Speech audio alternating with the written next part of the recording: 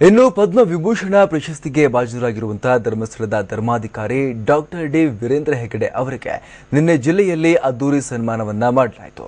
ದಕ್ಷಿಣ ಕನ್ನಡ ಜಿಲ್ಲೆಯ ಜೈನ ಕಾಶಿ ಮೂಡಬಿದ್ರೆಯ ಆಳ್ವಾಸ್ ಮೈದಾನದಲ್ಲಿ ನಡೆದಂತಹ ಅದ್ದೂರಿ ಸಮಾರಂಭದಲ್ಲಿ ವೀರೇಂದ್ರ ಹೆಗಡೆ ದಂಪತಿಯನ್ನ ಸನ್ಮಾನ ಮಾಡಲಾಯಿತು.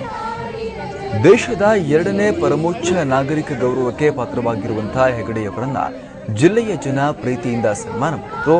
16 ಕಲಾ ತಂಡಗಳು ಹೆಗಡೆಯವರಿಗೆ ಪ್ರೀತಿಯ ಸ್ವಾಗತ ನೀಡಿದ್ವು. ಸಾವಿರಾರು ಜನರ ಜೊತೆ 70ಕ್ಕೂ ಅಧಿಕ ಜನಪ್ರತಿನಿಧಿಗಳು ಈ ಕಾರ್ಯಕ್ರಮಕ್ಕೆ ಸಾಕ್ಷಿಯಾಗಿದ್ದರು. ಕರ್ನಾಟಕದ ಹಲವು ಜಿಲ್ಲೆಗಳ ಶಾಸಕರು ಸೇರಿದಂತೆ ಮಾಜಿ ಮುಖ್ಯಮಂತ್ರಿ ಕುಮಾರಸ್ವಾಮಿ, ವೀರಪ್ಪ ಮೊಯ್ಲಿ, ಮಂಗಳೂರಿನ ಶಾಸಕರು, ಸಂಸದರು ಹಾಗೂ ರಾಜ್ಯ ಸರ್ಕಾರದ ಸಚಿವರಾದ ಯುಟಿ ಖಾದರ್, ರಮಾನಾಥ್ ರೈ ಕೂಡ ಸನ್ಮಾನ ಸಮಾರಂಭದಲ್ಲಿ ಭಾಗಿಯಾಗಿದ್ದರು. ಜೊತೆಗೆ ವಿವಿಧ ಮಠಾಧೀಶರು ಕೂಡ ಸಮಾರಂಭದಲ್ಲಿ ಪಾಲ್ಗೊಂಡಿದ್ದರು. ಸನ್ಮಾನ ಸ್ವೀಕರಿಸಿ ಮಾತನಾಡಿದ ಡಾಕ್ಟರ್ ಡಿ ವೀರೇಂದ್ರ ಹೆಗಡೆ ಎಲ್ಲರಿಗೂ ಅಭಿನಂದನೆ ಸಲ್ಲಿಸಿದರು.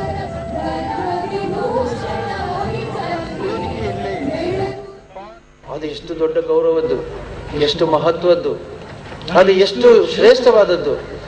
ಅದನ್ನ ಸಾಧಿಸಬೇಕಾದ್ರೆ ನನ್ನ 21 ತಲೆಮಾರುಗಳ ಬಳಿಕ ನನಗೆ ಸಿಕ್ತು. ಹಾಗಾಗಿ ನಾನು ಇನ್ನೊಮ್ಮೆ ಹೇಳ್ತೇನೆ, ಇದು ಶ್ರೀ ಮಂಜುನಾಥ ಸ್ವಾಮಿಗೆ ಸಮರ್ಪಿತವಾದದ್ದು, ನನ್ನ ಜೊತೆಗೆ ಸೇವೆ ಮಾಡತಕ್ಕಂಥ ಎಲ್ಲರಿಗೂ ಆದದ್ದು. ಇನ್ನು ಮುಂದಿನ ದಿನಗಳಲ್ಲಿ ಗ್ರಾಮೀಣ ಅಭಿವೃದ್ಧಿಯಲ್ಲಿ ಇನ್ನೂ ಹೆಚ್ಚಿನ ಕಾರ್ಯಗಳನ್ನು ಮಾಡಲಿಕ್ಕಿದ್ದೇವೆ. ಧರ್ಮೋತ್ಥಾನ ಟ್ರಸ್ಟ್ ಮೂಲಕ ಸಾವಿರಾರು ದೇವಾಲಯಗಳನ್ನು, 200 ದೇವಾಲಯಗಳನ್ನು ಜೀರ್ಣೋದ್ಧಾರ ಮಾಡಿದ್ದೇವೆ. ಸಾವಿರಾರು ದೇವಾಲಯಗಳಿಗೆ ಕೈಧರ್ಮ 1 ಲಕ್ಷ 2 ಲಕ್ಷ ಕೈಧರ್ಮ ಮಾಡಿದ್ದೇವೆ. ಮಂಜುನಾಥ ಸ್ವಾಮಿ ಏನೇನು ಕೊಡ್ತಾನೋ, ಏನೇನು ಅವಕಾಶ ಕೊಟ್ಟಿದ್ದಾನೋ ಯಾವುದನ್ನು ಬಿಡ್ಲಿಲ್ಲ. ನಾನು ಇದು ನನ್ನದಲ್ಲ ಅಂತ ಹೇಳಲಿಲ್ಲ.